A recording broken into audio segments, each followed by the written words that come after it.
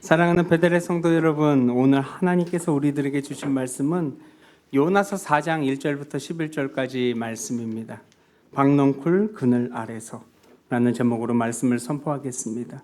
이 말씀이 선포될 때 우리들의 마음속에 성령님의 크신 역사가 함께하기를 간절히 기도하고 소망합니다. 여러분, 우리는 한 달 동안 이어온 이 요나서의 이제 진짜 끄트머리에 다가왔습니다. 첫째 주에는 하나님의 얼굴을 피해 도망하던 요나, 그는 다시스로 가는 뱃삭을 지불했지만 결국 그 뱃삭으로 무엇을 샀습니까? 폭풍을 사게 되었습니다. 둘째 주에는 스올의 뱃속에서 부르짖는 요나를 바라보게 되었지요. 사람의 손에 닿지 않는 깊은 곳에서도 그 기도는 주님을 향했고, 하나님은 그 밑에 있는 바닥에 있는 요나를 회복의 자리로 바꾸신 모습을 바라보게 되었습니다. 셋째 주, 요나에게 두 번째 임한 말씀을 들었어요. 하나님은 실패한 선지자를 절대로 버리지 않으셨고 다시 일으켜서 니느웨로 보냅니다. 그리고 요나가 말씀을 전하자 왕으로 백성에게 이르기까지 큰 회개를 이뤘습니다. 그리고 하나님은 그 내리려 하던 그 재앙을 어떻게 하셨어요? 돌리셨다는 거예요. 그렇다면 어떻게 보면 요나서의 얘기는 지금 이 순간 안에서 끝났어야 가장 아름다운 것입니다. 해피엔딩이 아니라 해피엔드로 지금 이 순간 끝나고 모두가 행복하게 잘 살았더라 라고 끝났어야 좋은 건데, 선지자는요, 지금 이 상황은 4장에 들어가면서 새로운 국면에 들게 되었다는 거예요. 사실 선지자인 요나는 말씀을 전했고 니느웨는 회개했고 하나님은 재앙을 거두셨어요. 얼마나 아름다운 결과입니까? 선교는 성공했고 부흥이 일어났고 한 도시가 살아났고 이제 요나는 기뻐하며 찬양만 하면 되는 것입니다. 근데 4장 처음에 우리에게 뜻밖의 모습의 말씀이 있었다는 거예요. 뭐라고 나옵니까? 요나가 매우 싫어하고 성내며. 과연 무엇이 요나를 화나게 만들었을까요?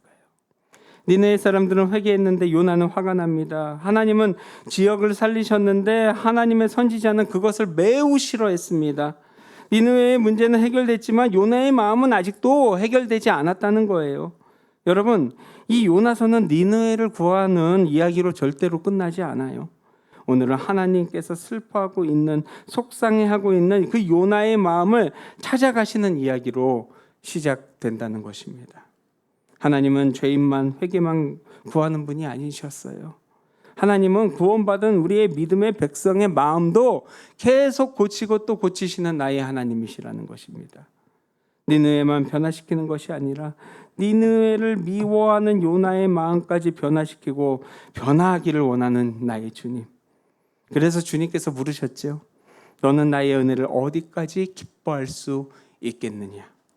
그 흘러가는 사랑을 온전히 받아들일 수 있느냐? 그 질문 앞에 오늘 우리는 말씀 앞에 나아가기를 소망합니다. 요나는 기도했어요. 근데 그 기도의 내용이 너무나도 놀랐다는 거예요. 2절에 보면 여호와여, 내가 고국에 있을 때에 이러하겠다고 말씀하지 아니하셨나이까? 그러므로 내가 빨리 다시스로 도망하였사오니 주께서 은혜로우시며 자비로우시며 노하기를 더디하시며 인애가 크시사 뜻을 돌이켜 재앙을 내리지 아니하시는 하나님이신 줄을 내가 알았음이니이다. 요나가 과연 하나님의 뜻을 몰랐을까요? 너무나도 잘 알고 있었던 사람이에요. 요나는 하나님께서 은혜로우신 분이라는 것도 누구보다도 더 잘 알고 있었던 사람입니다. 자비로우시고 노하기를 더디하시는 분이라는 것도 알고 있었어요.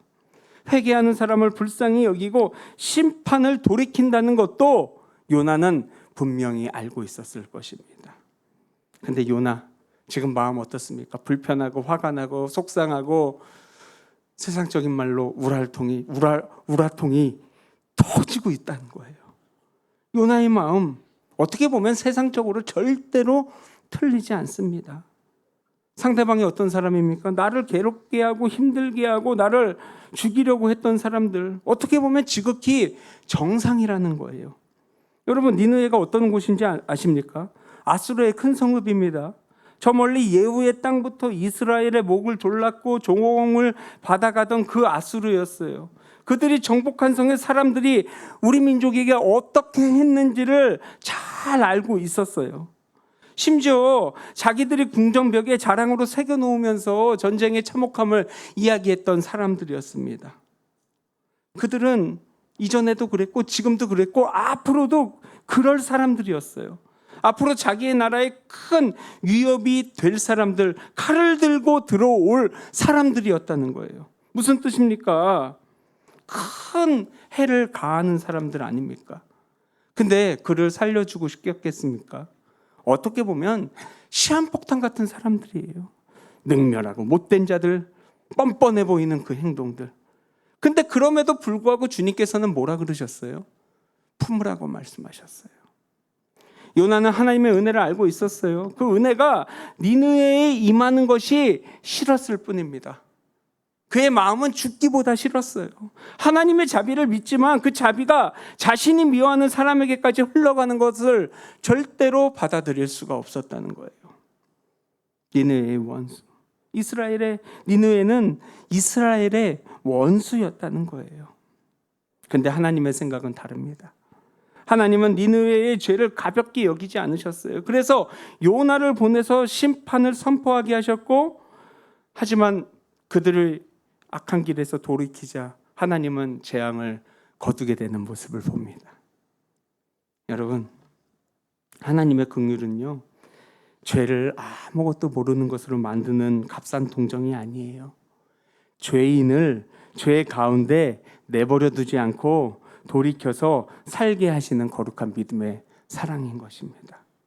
근데 요나는 그 니느웨의 회개보다 니느웨의 멸망을 보고 싶었던 거예요. 하나님의 정의를 원한 것 같지만 사실은 자기 감정이 만족되기를 원했던 거라는 것입니다. 그래서 요나의 기도는 이렇게 끝나요. 3절에 보면 여호와여 원하건대 이제 내 생명을 거두어 가소서. 사는 것보다 죽는 것이 내게 낫습니다. 스올의 뱃속에서 그렇게 살려달라고 했던, 부르짖었던 사람이 이제는 자기 입맛에 맞지 않는다고 날 죽여달라고 이야기합니다. 자신이 죽게 됐을 때는 감사의 목소리로 서원을 갖겠다던 사람이 원수가 이제 살게 되자 차라리 나를 죽여버리라고 이야기를 하죠. 요나의 마음 상태 그대로를 보여주고 있어요. 은혜를 받는 자리에서는 그 뜨거웠던 그 심장이, 은혜를 나누는 자리에서는 그 뜨거운 마음이 하루아침에 변해버린 것이었습니다. 그래서 하나님께서 요나에게 물으셨죠. 내가 성내는 것이 옳으냐? 내가 성내는 것이 옳으냐?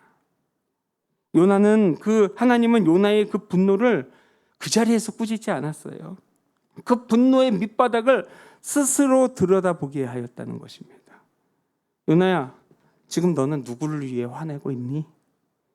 정말 나의 이 공의를 위해서 화를 내고 있는 것이냐? 아니면 네 생각대로 되지 않아서 화를 내고 있는 것이냐?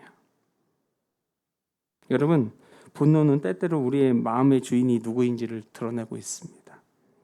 내가 통제하던 일이 뜻대로 되지 않을 때, 내가 싫어하는 사람이 미워하는 사람들이 사랑받을 때, 내가 틀렸다는 그 사실이 드러날 때, 그리고 나의 불안이 드러날 때 우리는 화를 내게 돼 있어요.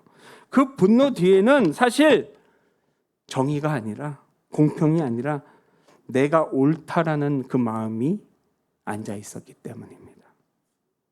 우리도 하나님을 믿는다고 하면서 하나님께서 내 생각대로 움직여 주시기를 바랄 때가 있지 않습니까?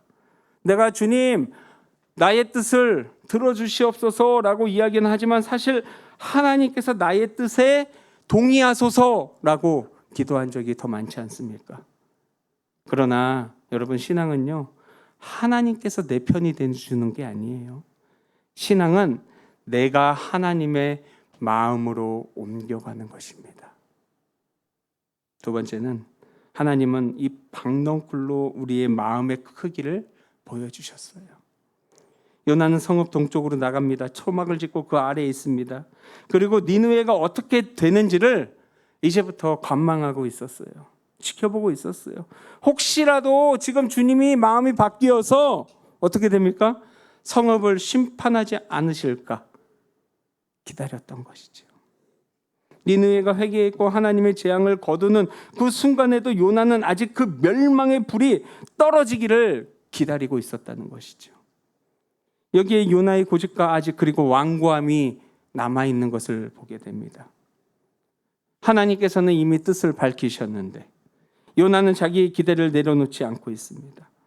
말씀이 끝난 자리에 초막을 짓고 은혜가 선포된 그 성읍 앞에서 심판을 기다리는 자리를 만들었어요. 사람은 이렇게 자기 생각을 하나님의 결정에 항의하는 그 자리를 만들 수도 있다라는 거예요. 근데 하나님은 그 초막조차 부시지 않았다는 거예요. 고집스럽게 앉아있는 요나, 입술이 퉁퉁 불어서 화가 나 있는 요나, 근데 그런 요나조차 내버려 두지 않았다는 것입니다. 그 자리에 차제가 가르치기 시작합니다. 그때 하나님께서 무엇을 예비해 주십니까?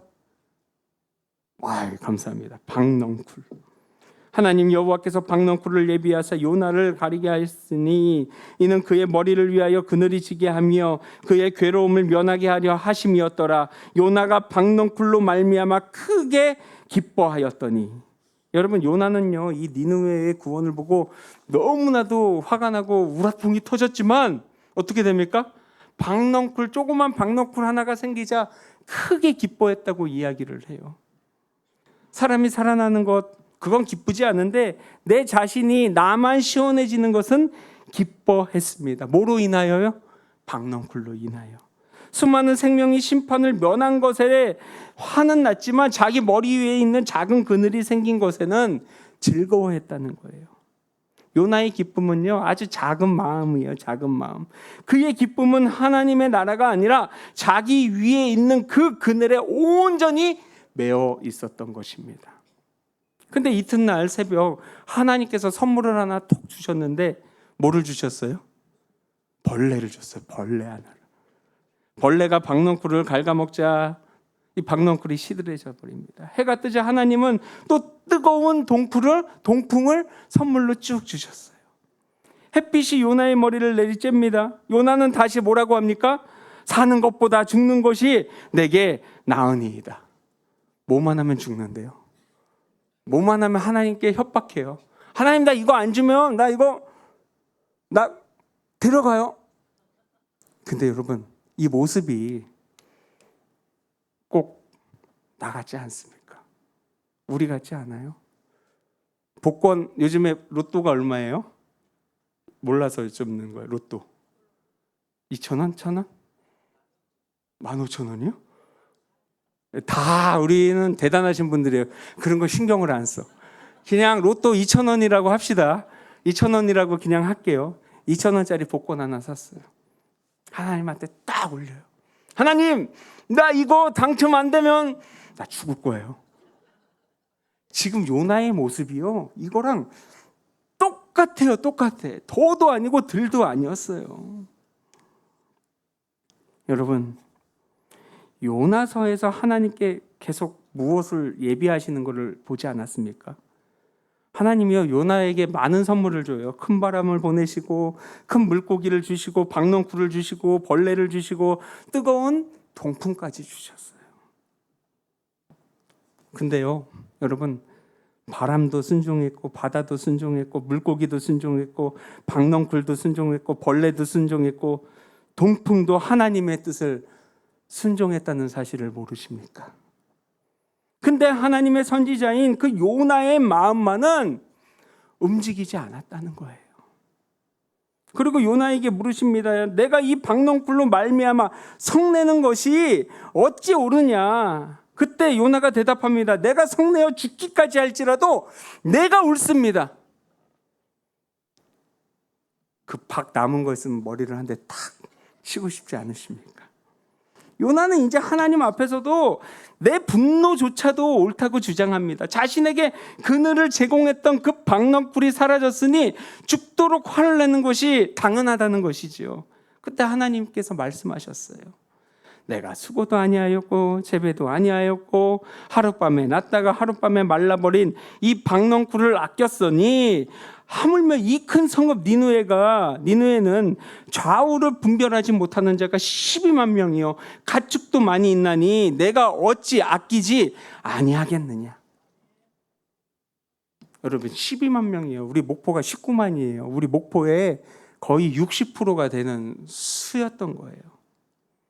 요나는 박넝쿨을 위해 알고 봤더니 지가 한 거는 하나도 없었어요.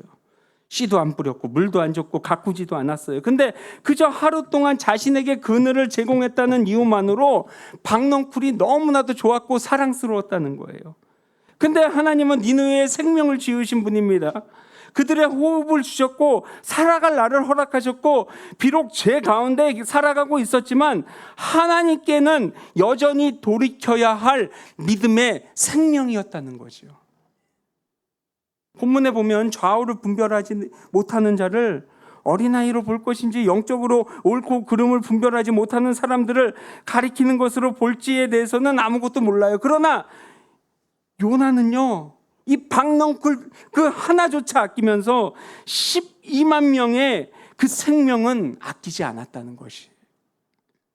오직 민감한 건 내 머리 위에 뭐요?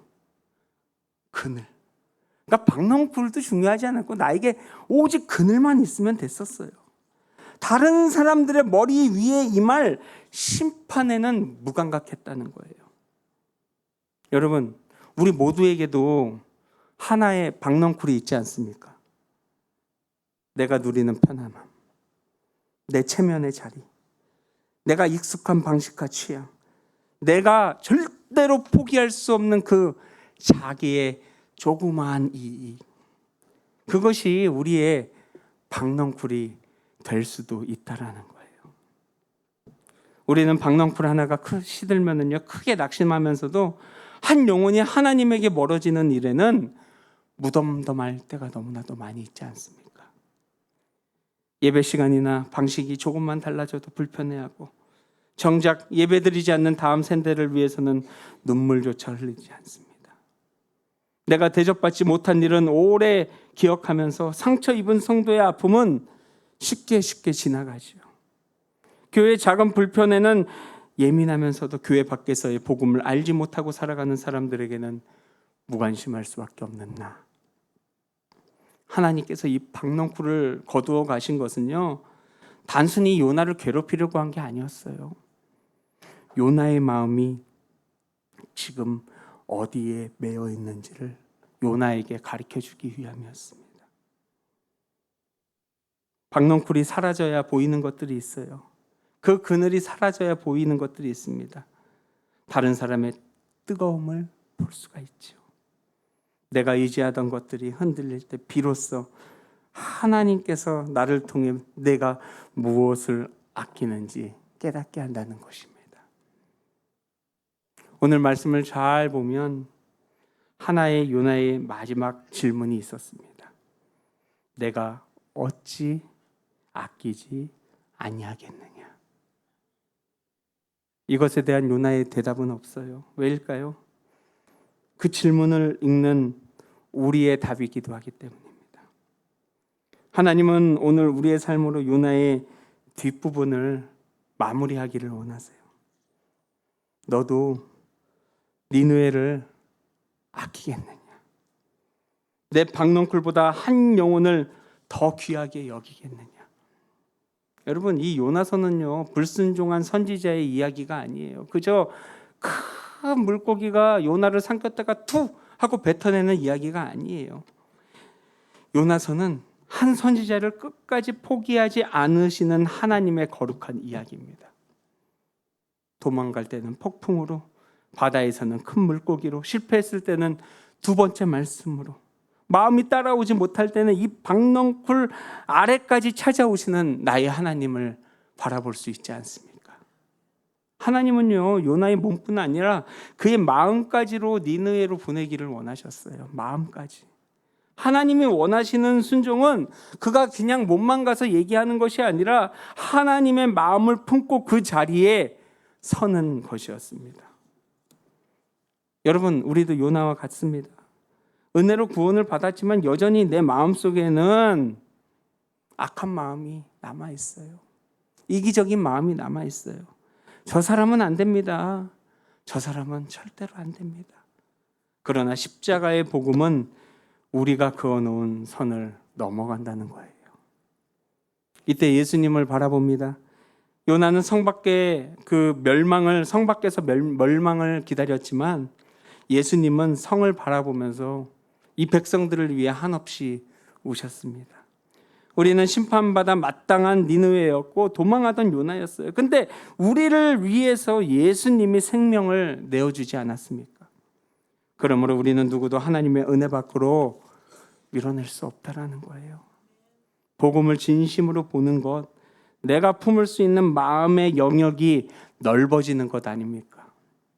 물론 국률은 죄가 아니라고 말하는 것은 아니에요. 악을 악이라 말하되 악인의 멸망을 즐거워하지 않고 죄인이 들이키기 위한 그 눈물로 들어가는 것, 이것이 하나님의 거룩한 국률 아니었을까요? 저는 목포 베델교회가 이런 교회가 되기를 소망합니다.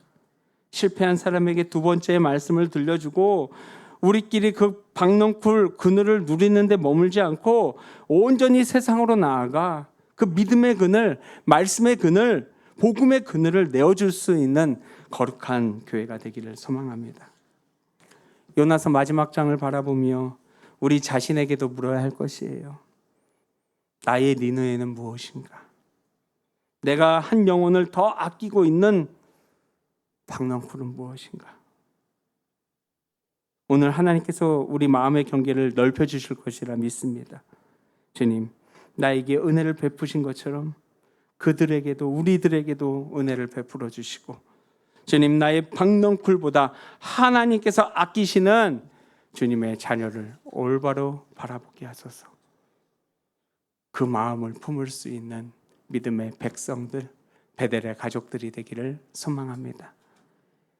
우리 함께 찬양하는데요, 나 주님의 기쁨 되기 원하네.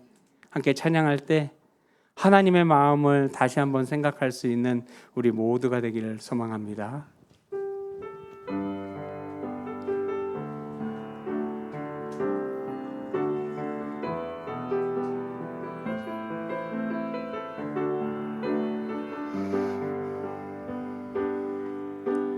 나 주님의 기쁨 되기 원하네. 내 마음을 새롭게 하소서. 새 부대가 되게 하여 주사. 주님의 빛 비추게 하소서. 내가 원하는 한 가지, 주님의 기쁨이 되는 건 내가 원하는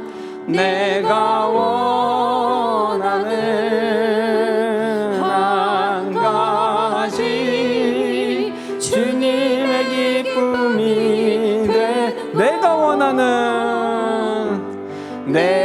원하는 한 가지, 주님의 기쁨이 되는 거. 내가 원하는 한 가지, 주님의 기쁨이 되는 거. 우리 두 손을 모으고 진중히 기도하기를 소망합니다. 내가 한 영혼보다 더 아끼고 있는 나의 박넝쿨은 무엇인지, 주님께서 아끼시는 사람을 사랑하기 위해 오늘 내가 먼저 손 내밀어야 할 사람은 누구인지 이 시간 마음을 담아 주님의 음성에 귀 기울여 보도록 하겠습니다.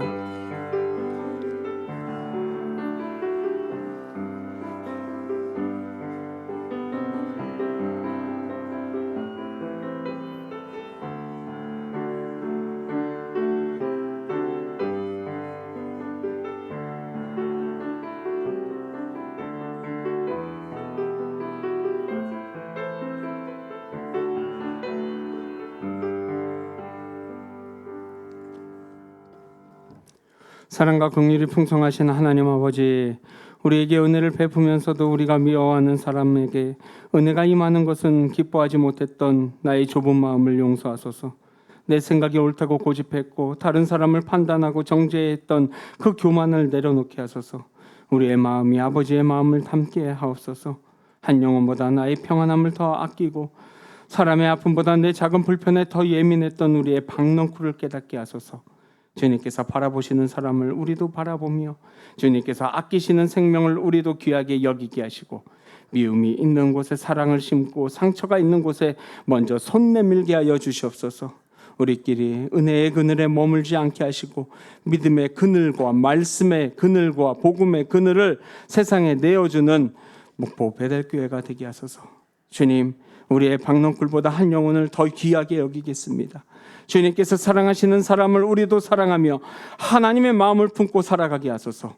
원수까지 사랑하시기 위해 십자가에서 생명을 내어주신 예수 그리스도 이름으로 간절히 기도드립니다. 아멘.